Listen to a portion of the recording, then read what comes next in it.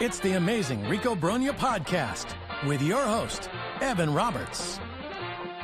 Hello! Welcome to a brand new edition, episode number 409. Damn, we're old. Of Rico Brogna. All things Mets here in the middle of January. I think we need baseball talk in the middle of January when it's like 12 degrees outside if you live in the local New York area. There's a lot of things to discuss on today's Rico Brogna.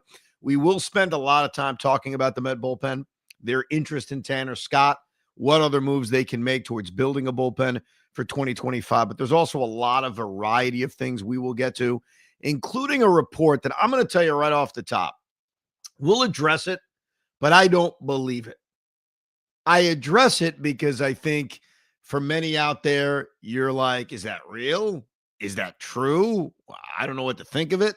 So I'll address it, but I will tell you that Bob Nightingale's report that Scott Boras is using Prince Fielder's contract from over a decade ago as a starting point or as a reference to what he wants for Pete Alonso, I think is a bunch of crap. I do. And I'm going to tell you exactly why I think something like that would be leaked. So where we stand on Pete Alonso, and I think we all kind of have an idea, there's no market for him. There just isn't. It doesn't mean a team won't jump up one day and say, all right, Scott, here's 5 years. Of course, that can happen. All you need is one team. But as of right now, we record this on Tuesday night, January 7th. Maybe you're listening on the 8th or the 9th. There is no market for Pete Alonso. The New York Mets would like him back. They'd like him back on a short-term contract, hence the standoff that we have.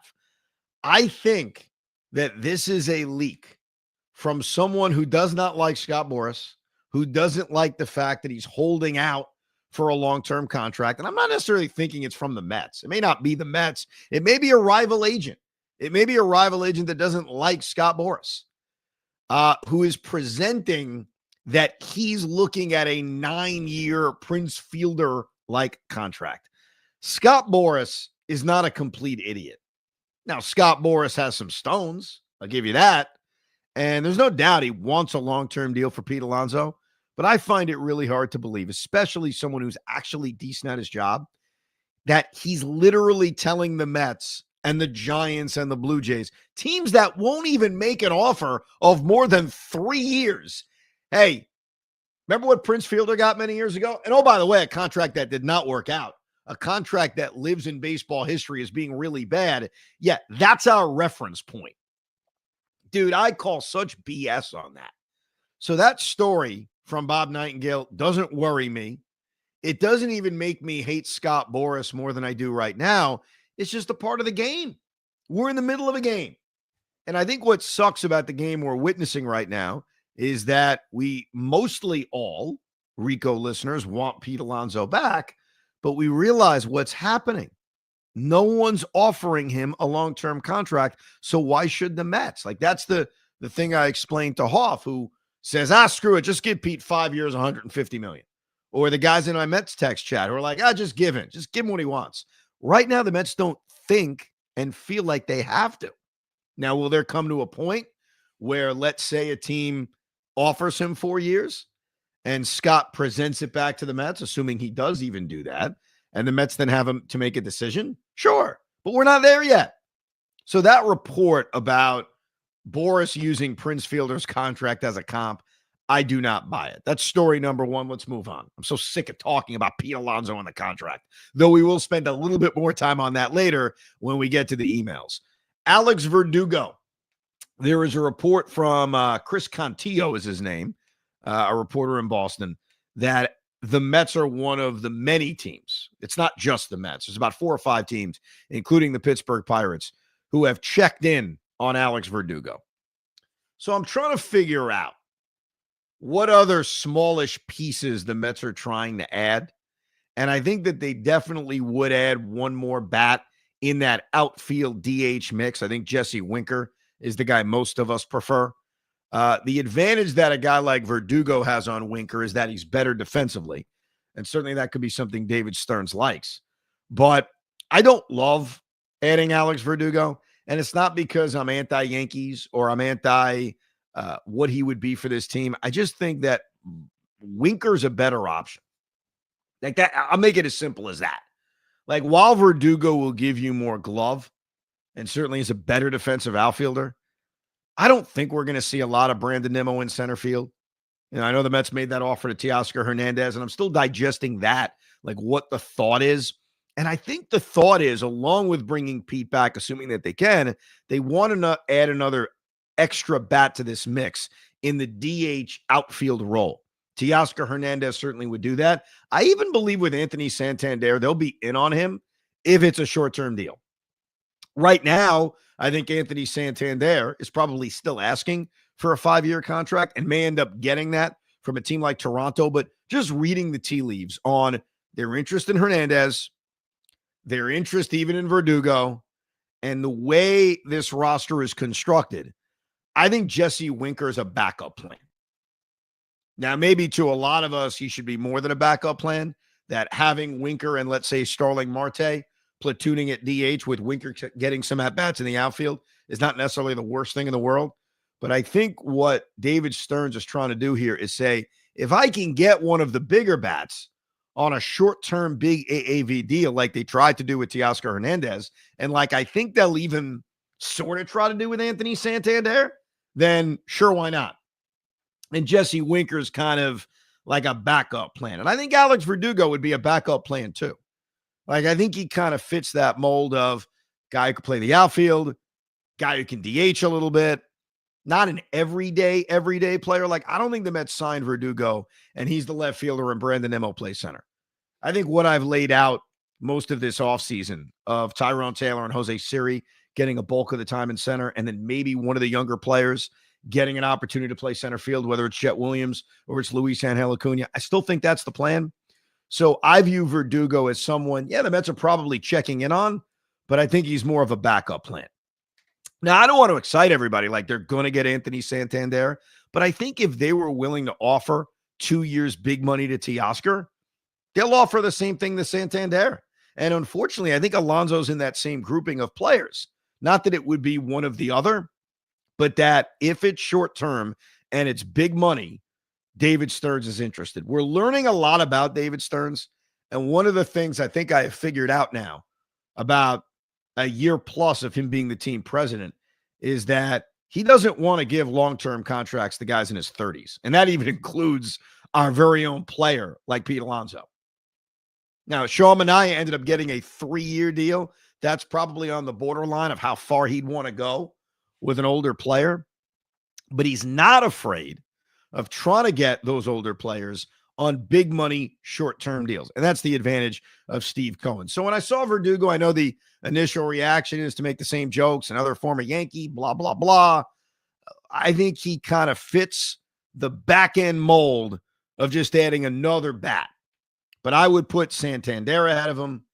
I would put Winker ahead of him personally, but I think Winker is also kind of in that second tier of bats that you can add to mostly DH, but also play the outfield. Look, in Verdugo's case, he's such an asset defensively that if they did sign him instead of Winker, I could see more of him playing the field and Brandon Nimmo DHing and Juan Soto DHing. That's item number 2. Let's get to item number 3. Andy Martino said on SNY that there's a growing confidence, and industry sources believe there is confidence that the Mets may end up winning the sweepstakes for Roki Sasaki. So my answer to all of this, and I think this is a very healthy answer I'm going to give, I will believe it when I see it. And that's not being negative. That's just, all right, here's an international free agent. Here is a guy from Japan. The Dodgers are involved. The Padres are involved. And who knows, maybe the ugliness going on with Padres ownership may scare him off because all of a sudden there's a little uncertainty about the future of the San Diego Padres. If you haven't kept track of that, there's a lawsuit involving the widow of the owner who passed away, Peter Seidler, and then the brothers of the owner that passed away. So who knows? Maybe Sasaki, who's going to be with this organization long-term, says, I don't know. I don't know what the hell's going on in San Diego. I'll pass. I would love if the Mets ended up with Sasaki. I think it would change a lot of our views of this rotation and maybe even our expectations going into 2025. I can't buy it till it happens. And the other read I'm getting on Sasaki is that it seems like everybody has a level of confidence. I can't tell you how many stories I've read over the last week where Team A, we feel like we have a shot, more of a shot than you realize. Even the Yankees heard a report coming that the Yankees have some confidence. So clearly what this is Sasaki and his agent, specifically his agent, Joe Wolf, they're kind of giving off the vibe to everybody of, he really likes the Bronx. He really likes Queens. He loves that Jeremy Hefner. Adding Sasaki would be amazing, even though we're not sure what he's going to be at the major league level. He's young. He's cheap. He has huge potential. And it would certainly be really exciting. I think the view of this rotation, which right now is average at best, would change if all of a sudden you could start to imagine a world where Roki Sasaki blossoms into the next young pitching stud. And David Peterson and Kodai Senga and Sean Manaea are now viewed as 2, 3, and 4s instead of 1, 2, and 3.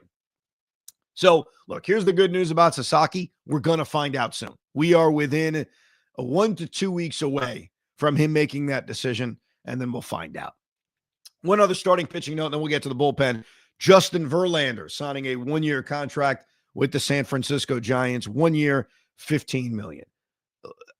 I view this very similar to what Greg Maddux did at the end of his career. Greg Maddux was very mediocre for the last 6 years of his career. And it's weird because watching Greg Maddux was like an artist. He was one of the great pitchers I've ever seen. And to then watch him bounce around the league and pitch with so many different teams. He pitched back in Chicago. He pitched with the Dodgers, even faced the Mets in 2006, was with San Diego. And what I later found out about Greg Maddux is that he wanted to pitch.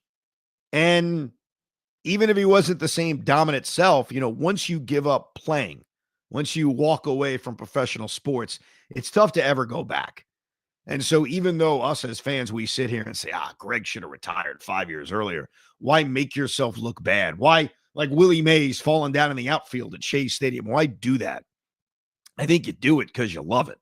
So good for Justin Verlander. Best of luck in San Francisco.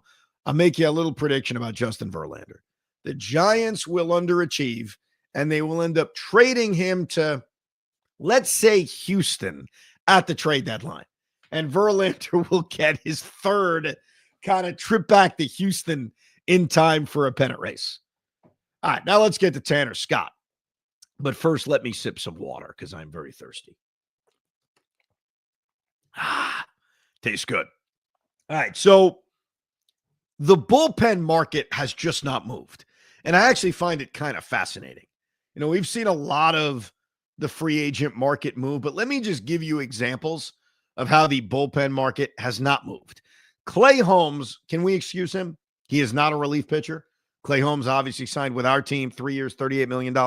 He's starting pitcher. He's not a reliever. So remove him from the list of bullpen arms that have signed. And when we do that, let's play a little game. Pete Hoffman, off the top of your head, what is the figure and how many years is the biggest contract given to any relief pitcher so far in MLB free agency? Just off the top of your head. This year? This season in free agency, what's the most amount of money handed to any reliever that has already signed with a team? And you're not saying Clay Holmes? No. Because he's not a reliever. Not a reliever. The starter for us, man. I'm trying to think who was I gotta be honest, I'm blanking here. Do we have like a 2 or 3 year deal? I don't want to put you on the spot, even though I already did. It is to prove a point. And the point is nobody has signed. The biggest contract, in fact, we're ready for this. There has only been 2 contracts handed out for more than 1 year to a relief pitcher. Okay? Only 2. The guy who got the biggest contract is Blake Trinan, who re-signed with the LA Dodgers on a 2-year, $22 million deal. That's it. The other guy who signed a multi-year deal is Yimi Garcia, who signed back with Toronto on a 2-year, $15 million deal. The rest of it are 1-year deals. And I'll go through them real quick. Aroldis Chapman, 1 year's $10.7 to go to Boston. Jordan Romano, who remember got non-tendered by Toronto, 1 year, $8.5 million to go to Philadelphia. Chris Martin, 1 year, $5.5 million to go to Texas. And Jonathan Loaizaga, 1 year, $5 million to stay with the Yankees. That's what we're talking about here. So the reason I do this is to show you that there has been no reliever market. It has not moved. Now, you've got a lot of relievers that are still out there. We'll get to those guys in a second, because that's really what we care about. Those are the guys we're thinking about as Met fans. And let's start with the top of the market, which is Tanner Scott. I remember when we did our bullpen podcast at the beginning of this offseason, there are tiers of relievers. And I actually included Clay Holmes on the top tier. Mets ended up getting him, but obviously the situation is so different. Tanner Scott is one of the elite free agents, in my opinion. And signing him would create this incredible back end of the bullpen with him and Edwin Diaz. And right now, the Mets don't have that. Now, the report came out, and I've heard this as well, that the Mets are interested in Tanner Scott. They're trying. And I think we're going to get word on Tanner Scott like soon. I think we're going to find out relatively soon where he's going to go. And the reason I make that educated prediction is that he is the market. Like, he is the top reliever. He doesn't have to wait. The big starting pitchers are off the market.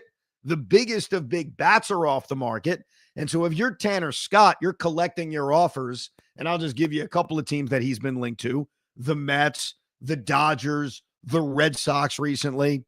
We'll see if the Yankees get involved, though I doubt it, considering they made the deal for Devin Williams. So I think there's no reason to wait. He's the king of free agency when it comes to relievers, so he's going to decide. I hope the meeting went well. But for us as Met fans, and we could try to figure out like what's a good amount of money and years to give him.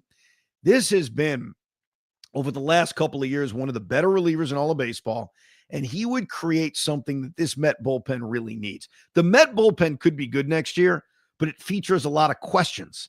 It features guys like Dednell Nunez, who's coming off an injury and pitched well when he pitched. It features a guy like Reed Garrett, who burst onto the scene last year and had a solid year. Tanner Scott has put together back-to-back really, really good seasons. Really good seasons. Now, before that, he was your typical average reliever, but over the last few years, he's pitched. He's given you 70-plus innings. He gets a crap ton of ground balls. He strikes a ton of people out. He's been one of the elite relievers in all of baseball. He was amazing with Miami. He gets traded to San Diego. He pitches very well down the stretch, not as their full-time closer. Before that, with Miami in 2023, he has a dominant season, even better year when you look at whip, FIP, and strikeouts per 9 innings. He's proven to be, over the last 2 years, one of the better relievers in baseball. And so while relievers are very up and down, I have a confidence at 30 years old with back-to-back really good seasons that you are getting a top-notch reliever in the prime of his career. Now, I try to read deeper into him. So he's from Warren, Ohio. He went to high school in Texas. He went to college back in Ohio as well. Like, is there a geography thing that would lead him to one location? And the answer is not really. So now you're thinking, is it strictly the money? Is it strictly the opportunity? Does he care about closing? Do saves matter to him? Remember, when he was traded to San Diego, he didn't get a lot of save opportunities. I can't imagine at this point in baseball that getting saves would matter to a guy like Tanner Scott. It's not like he's Kenley Jansen, who's climbing up the saves list. So I think what it's going to come down to is who's giving him the biggest financial offer, and then B, where does he just want to be? Does he want to live in New York? Does he want to live in LA? Does he want to live in Boston? Does he want to live in God knows what other team is getting involved? But acquiring Tanner Scott, while it comes with risks, because relievers are like the stock market, they're very up and down, boy, that would be enticing. To go in to this upcoming season with not only Edwin Diaz insurance, which is amazing because they certainly don't have that, but a formidable, if not elite level 1-2 punch that cannot be matched in baseball at the back end of games. And a lefty in Tanner Scott, and obviously Edwin Diaz. But there's something else. There's another reason why signing Tanner Scott would be so good. Not just the short term of what it makes this bullpen look like. Not just that. The idea that Edwin Diaz does indeed have an opt-out at the end of the year. We haven't talked much about this opt-out because it kind of feels like Edwin Diaz will likely not use his opt-out, but he does have it. And it is a possibility. And I will certainly make you this prediction. And I hope that the Mets sort of back channel this to Edwin Diaz, because I'll admit this to you on the Rico, and I think if we use our educated guesses on David Stearns, if Edwin Diaz opts out of his deal at 31 years old, he's gone. They're not going to bring him back. So Edwin is leaving the Mets and just hoping he can recoup that money and do better in free agency. So he has an opt-out. He's due to make, according to Spotrac, $15.9 million in 26, $16.9 million in 2027, and then there's a club option of $17.2 million in 2028, and then there's a lot of deferred money. The Mets have deferred money in which they give him about $2.5 million between 2033 and 2042. So I don't know if Diaz opts out. Obviously, a lot of that has to do with the kind of season he has. I hope he has a dominant season where he even thinks about opting out, because that's good for us in the short term. But if you got Tanner Scott on, let's say, a 3 or 4 year contract, I think that puts even more pressure on Edwin Diaz to either not opt out, or if he does opt out and the Mets can't come up with a new agreement. And again, I don't think they will, because he's going to be 32 years old as a free agent. As we talked about earlier on the Rico, one of my kind of things I've learned about David Stearns is he doesn't want to give multi-year contracts to guys in his 30s. So do you think he's going to want to give one to a 32-year-old closer? The answer is no. It gives you insurance on Diaz even further down the line. So I am hoping, really hoping, that we get to do an instant reaction Rico this week to signing Tanner Scott, because this Met bullpen is loaded with questions. We know this rotation is loaded with questions, and adding Tanner Scott would take away one question from this bullpen. Now, in terms of how much they should give him, look, Blake Trinan's getting $11 million a year. Is that what I said? I have to go back and look at what I said. I think it was $33 million over 2. No, Clay Holmes got that. Let me double check what he's getting. Blake Trinan, by the way, is a little bit older too. So there is a little bit of a difference in, his age and what he can get. Certainly Tanner Scott should be able to get a lot more. But my gut is 4 years. I think that's reasonable. He's 30 years old. So 30, 31, 32, 33, not bad. And I would probably say, Blake Trinan got $11 million a year, 2 years, 22. I would say $16 million a year. Is that a fair kind of negotiation with Tanner Scott? 4 years, $16 million. So that is 4 years, $64 million. He's going to get more than that now that I think about it. Let me ask you a question. Hold on. Who's more valuable, Tanner Scott or Brent Rooker, who just signed a 5-year extension for $60 million? If you say Tanner Scott's more, you're still giving him more money. Yeah, but there's a huge difference. Brent Rooker signed an extension in which he didn't have the leverage of free agency. When you're in free agency and you have a bidding war, you have multiple teams bidding on your services, it's just different. So I don't think that's an apples to apples comparison. No, it's not. I just wanted to say Brent Rooker. Yeah, you just wanted to mention, hey, how about the A's deciding to spend money all of a sudden? And good for them. You know what it's not good for, though? Good for them. It's not good for the people of Oakland. If you're a person in Oakland who sat there for all these years of watching the owner not spend a freaking dime, now they're playing in Sacramento as they wait for Vegas, and they're re-signing Rooker or extending Rooker. They're giving money to Severino. They were offering money to Sean Manaea. Yeah, I'd be disgusted. So, yeah, I think it may, the more I think about it, maybe $18 million a year. So 4 times 18, yeah, 4 years, $72 million. I think that's what you're looking at for Tanner Scott. And it would certainly change the view of this bullpen. Let's take a look at what this bullpen looks like right now. And then we'll talk about the other remaining free agents, because I think there's a little bit of a drop-off once you get past Tanner Scott, but there are still arms that can help this team. So right now, you have Edwin Diaz. You kind of put him in the corner. You have Reed Garrett, who, even though he has options, is going to be in this bullpen. You have Dednell Nunez, who, despite having options, is very likely to be in this bullpen. Then you've got the grouping of starters who are depth starters who may not start the year in the rotation, assuming everybody is healthy. Tylor Miguel can be an impact bullpen arm. Paul Blackburn may end up contributing to this bullpen, and certainly Jose Butto, who I definitely think is going to be in this bullpen. So you're looking at Diaz, you're looking at Nunez, you're looking at Garrett, you're looking at Butto, and maybe one of those other guys to get you to 5, which still leaves 3 bullpen spots open.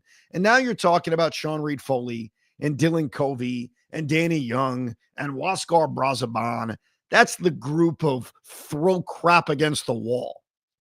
So they could really use the addition of 2 bullpen arms. They haven't added any so far.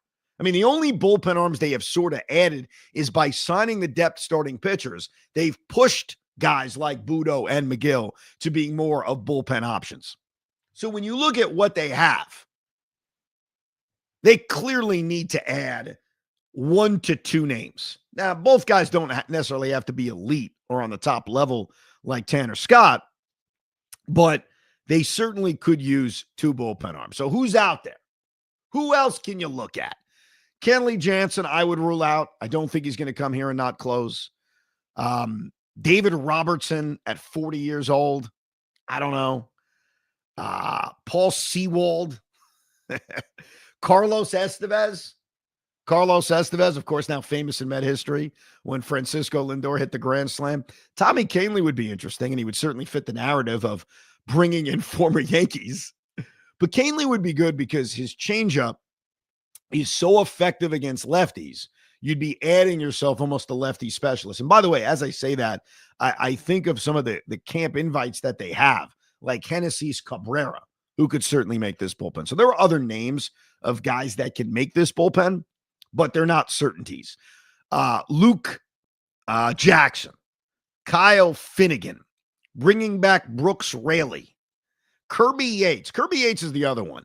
And AJ Minter. I think the names that jump out at me as, boy, if I can't get Tanner Scott, I'd be interested in AJ Minter, and I'd be interested in Kirby Yates as legit back-end bullpen arms that give you just a little bit of Edwin Diaz protection against either a Diaz injury or Diaz ineffectiveness. Let's not forget he lost his closer's job at one point last season. You're missing one name, though. You're missing Jeff Hoffman. That guy was fantastic. He's been in the bullpen the past few years. Yep. He started out as a starter, and I've heard that they were maybe trying to transition him as well, do a Clay Holmes and try to see if he could be a starting pitcher. I think that's another brilliant guy out of the bullpen because, again, if it doesn't work as a starter, you have him in the bullpen. I think you convince him, though. I don't think the Mets, because Jeff Hoffman is a guy, it's a great point that him and Holmes were the 2 relievers that were kind of viewed as, hey, can they be converted to starters based on their stuff? I don't think the Mets are in any position to do that again. Like, they're taking that risk with Clay Holmes. So I think if you get Jeff Hoffman away from the Phillies, he's bullpen arm. So if he's holding out hope as a starting pitching project, it won't be with our team. But you're right. I mean, when you look at the success he had last year with Philadelphia, he's up there. Andrew Kittredge is another one of those arms. There's a ton of relievers out there. Like, that's the crazy thing, that this is a market that has not moved. And I think a part of why it hasn't moved is the top guy hasn't signed.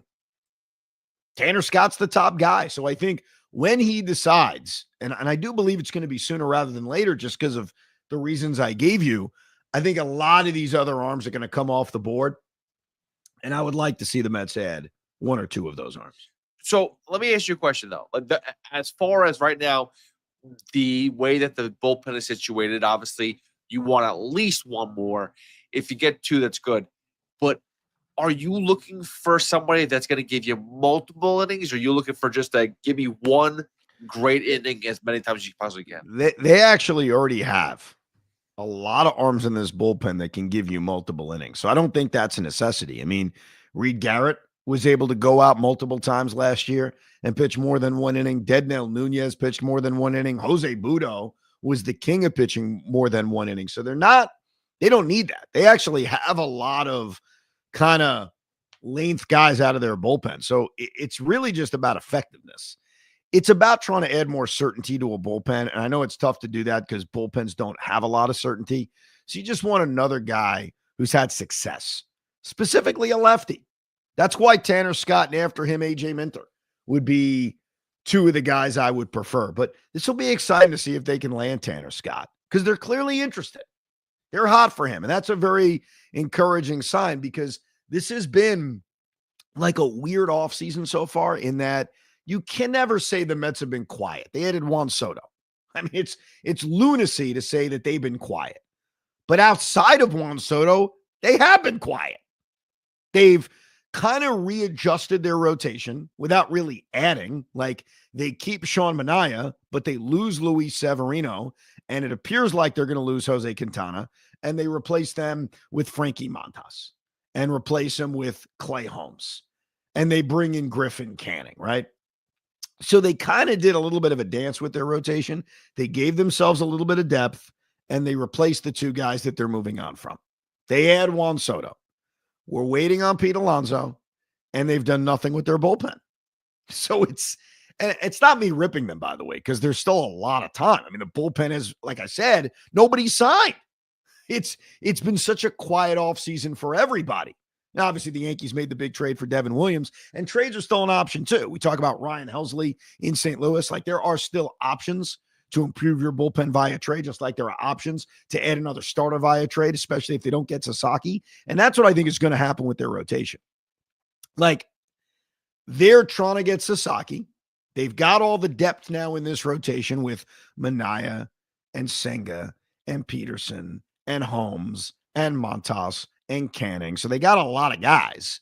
If they get Sasaki, good night. There's your rotation.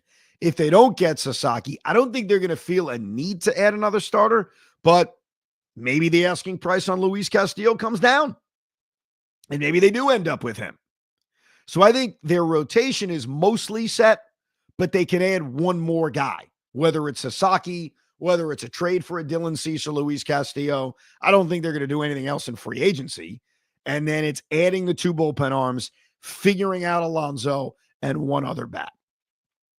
So that's where we stand here in the middle of January. Let's get to some of your emails. Of course, you could always email us, thericob@gmail.com, thericob@gmail.com. This is an email from Dave. And this is going to hurt me. I just want to let you know. Gentlemen, big fan of the pod since day one when we all thought Buck Showalter was the next coming of Connie Mack.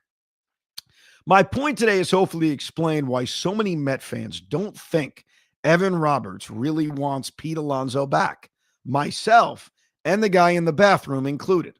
And this has nothing to do with him caving on his bet and shaving his beard. Let me quickly address the man in the bathroom. A couple weeks ago, I mentioned this on Evan and Tiki. There is a coworker of mine, works in sales, who's accused me multiple times of not banging the drum enough for Pete Alonso. And I got bothered by that. So obviously this emailer agrees with him. Let me take a sip of water. Hold on. All right. Simply, Evan, you don't criticize David Stearns for being cheap. Please don't give me the Juan Soto contract because we all know that was 1,000% Steve Cohen. David Stearns is extremely frugal and hesitates to give out large contracts, including one to a hometown favorite who's on pace to be an all-time Met. I have listened to every Rico Brogna and tune in every day from 2 to 6:30 and still have not once heard you say a critical thing about this man. Yes, he had a good year last year. Did we win the World Series? No. Did we make the World Series? No. So please stop giving this guy the royal treatment. In my household, he's referred to as Dollar Store Stearns. And if we don't re-sign Pete, he'll be called much worse. All I ask is you stop wearing your SNY hat and call it like you see it. He's cheap. All the best, Dave. Now, Dave, I am very hurt by this email. I am hurt because how many times you claim you listen to every Rico Brogna? Thank you for that. How many times have I over and over and over said, I want Pete Alonso back? I have said it a million times. Now, what you want me to do is say something about David Stearns I don't agree with you about. You say he's cheap. First of all, I am so sick and tired. I hear this from you, but Ingo says this to me too, that David Stearns is just this cheap small market GM. No, let me fix you with this. He happened to be a general manager in a small market. That doesn't make him a small market general manager. He is now in New York. He is willing to spend. He has philosophies, some of which I don't fully agree with. One of his philosophies, Dave, is he doesn't want to give long multi-year contracts to guys in their 30s. He doesn't want to do it with starting pitchers. Do you think that's because he's cheap? Do you think he's cheap because, and again, I disagree with him. I don't know if this counts as criticizing him. I would have gone long-term and made an attempt to get Corbin Burns. They didn't. I disagree. They did make an attempt, and a huge attempt, at Yoshinobu Yamamoto. Was he cheap then? Or are we going to make the same excuse that anytime he does try to sign a player or does sign a player, that's not him, that's Steve Cohen? Well, that's convenient. So I think that criticism of David Stearns is unfair. I'll criticize him when he makes moves I don't like. For example, I know this isn't as sexy, but it's something I was damn right about. So I'll pump the football or spike the football many times. On this podcast, back in March, I screamed and yelled and criticized David Stearns for Mark Vientos not being on the roster. Throughout April, why is this guy not on the roster? When he hits a game-winning home run, why are you sending him down? So I know that's not the same criticism as you, but your criticism of him, with all due respect, is wrong. My criticism of him, when I choose to make it because he's earned it, I think is right. Roster decisions. Going after certain guys. But just because you want Pete back and I want Pete back, don't turn it on me. I want Pete back. And look, here's the way I phrase this. Right now, I get why the Mets are playing the game they're playing. Why would they offer Pete Alonso a contract that no one else is coming close to offering? Why would you do that? Why would you do that? I killed Hoff for that last week. Hoff's like, just give him $200 million. I'm like, what the hell? Why would you do that? He's not even getting 3-year contract offers anywhere else. Now, here's where I admit I'm a fanboy and I would fail as the team president of the New York Mets. So right now I'm playing hardball with Pete. I'm staring down Scott Boras. If Scott calls me up and says, look, we have a 5-year, $150 million offer from San Francisco, and Pete told me to call you guys, give you a chance to match. If you match, he'll be a Met. If you don't match, he's going to San Francisco. I probably would match. I'd admit it. And I would give him a contract that I know may not age well, a contract that may be dumb, but I don't want to lose him. But right now, I don't have to go ape crap for him because there's no market for him. So let him leave before we kill the GM or the team president, whatever his stupid title is. So Dave, thank you for listening. I appreciate it. I appreciate the email. But you are wrong, sir. Now, I want to make something clear. I brought this email up on Evan and Tiki, so you may have already heard this. And the reason I make that clear with everybody listening is that my reaction today, very similarly on Evan and Tiki, defending myself, explaining the Alonso situation elicited this email that I'm about to read, which meant so much to me. As much as Dave hurt my feelings, Luke made me feel better. I think I'm losing my voice. Uh-oh. Dear Evan, let me start out by saying I'm a huge fan of the podcast and the show with Tiki, Tommy, and Sean. I am 13 years old and can't get enough of listening to you talk sports. Thank you, Luke. On Tuesday, January 7th, you read an email being critical of your takes on David Stearns and Pete Alonso. I was hurt that someone would be so critical of you when you have been clear about your stance on Pete Alonso. I wanted to say you and your show are an inspiration to me as a fan who has a dream to be a talk show host. Luke, before I continue with your email, thank you. As sad as I was about Dave, as hurt as I was about Dave, this email made my day. So thank you very much, Luke. Now, he has other Met points that I do want to get to. By the way, Hoff, what the hell's going on with my voice? I think I'm dying live here on the Rico. Yeah, what is going on? When did it start? Were you okay the podcast? Is that what it was? I thought I started off pretty strong, didn't I? You've been doing great, and then all of a sudden, out of nowhere, you just got a frog in the throat. Right, let me read this kid's email because then right. I clearly have to rest my voice. Yeah. I wanted to offer a couple of Mets pitching options. I think Jack Flaherty would be a perfect fit, and you could get him on a 4-year deal. He's only 29, and I think he'd be great with the pitching lab. That would make the top 3 in the rotation very strong, not to mention also having many other depth pieces, which is important over 162. My other suggestion would be either bringing in Nick Pivetta or John Means. These guys are young enough to evolve their game and use the lab to improve. Thank you very much, listener and number 1 fan, Luke. Thank you, Luke. A couple of things about your arms that you mentioned. Nick Pivetta was given the qualifying offer. So as solid as he is, I don't think he's worth, especially where the Mets are right now, rotation-wise, a draft pick. John Means would be a project. He's coming off a major injury, and I don't think they're going to go into the Jack Flaherty market. I believe what they'll do with starters, I mentioned this earlier, is try to get Sasaki, and if they miss out on him, be in the trade market. That's what I think we're looking at. But thank you very much for the email, Luke. I really appreciate it. You can always email the pod, ricob@gmail.com. Really quickly, just to clarify, Andy Martino on Sasaki doesn't appear to be the team to land. Not they do appear to be the team to land. Say it one more time. The Mets do not appear to be the team to land Sasaki. Oh, you said that they were. Oh, good. So. Well, then everything I said stands because I said I'll believe it when I see it. So, yes, I don't think we're getting. There you go. There you go. I appreciate it. Couple of Rico of notes, I should say.